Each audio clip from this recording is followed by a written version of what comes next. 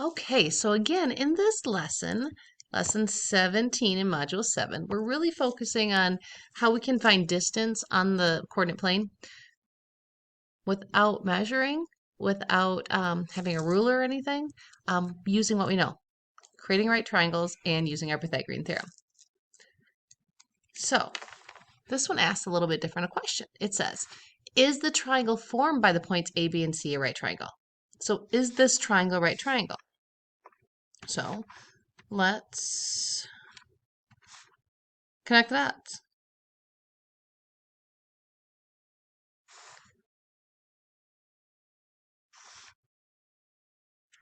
So looking at it, I'll be honest, my first thought is no.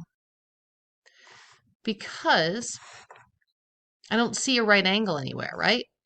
But then you look closer and you're like, well, maybe, right? Is there one that goes here? Is it 90 degrees? How can we tell? So what we're going to do is we're going to use the converse of the Pythagorean theorem like we did in the last lesson. And what we're going to do is we're going to find these three lengths. And if a squared plus b squared equals c squared, put that down here. If this is true, then we can say it's a right triangle. So let's find the side lengths. First one's pretty easy, right? From A to B here, I can count 1, 2, 3, 4, 5, 6, 7, 8, 9, 10. So I know this side is 10. Great. How long is this side? How long is that side? Oh, this is where we have to do that idea of, it's going to be really weird. We're going to be using the Pythagorean theorem to use the Pythagorean theorem. So here we go. So we can say it here. I need to create right triangles. Okay. If you can create a right triangle,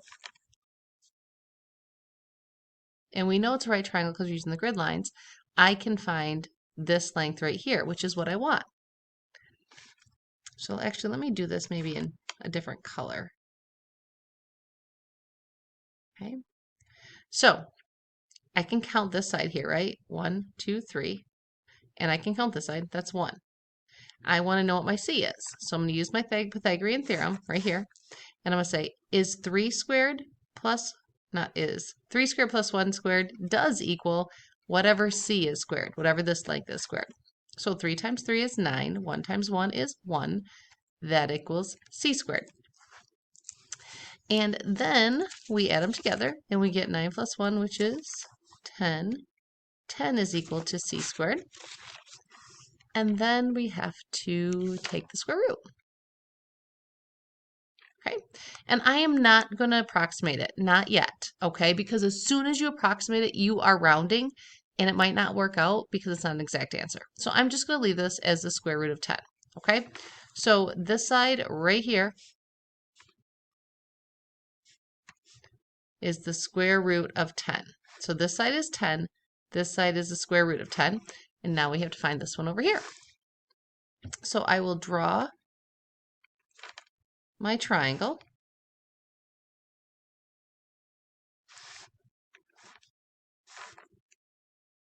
Okay.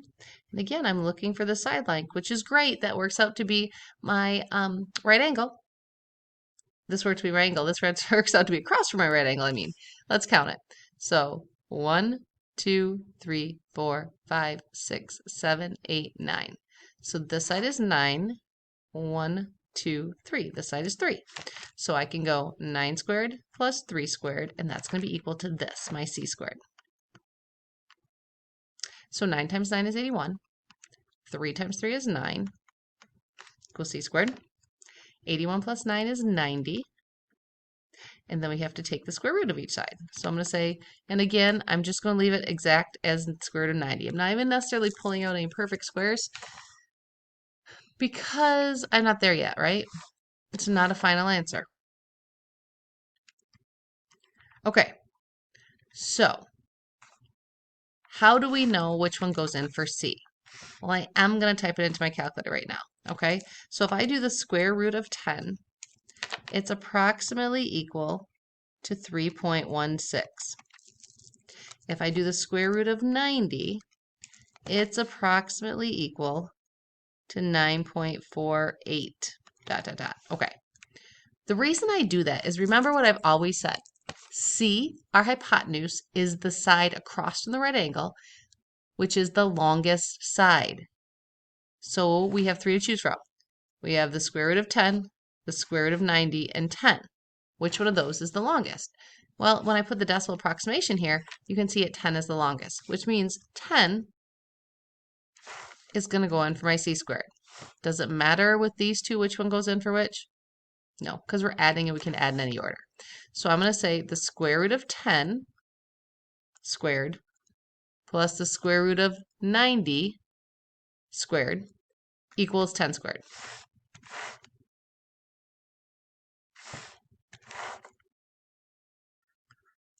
Okay.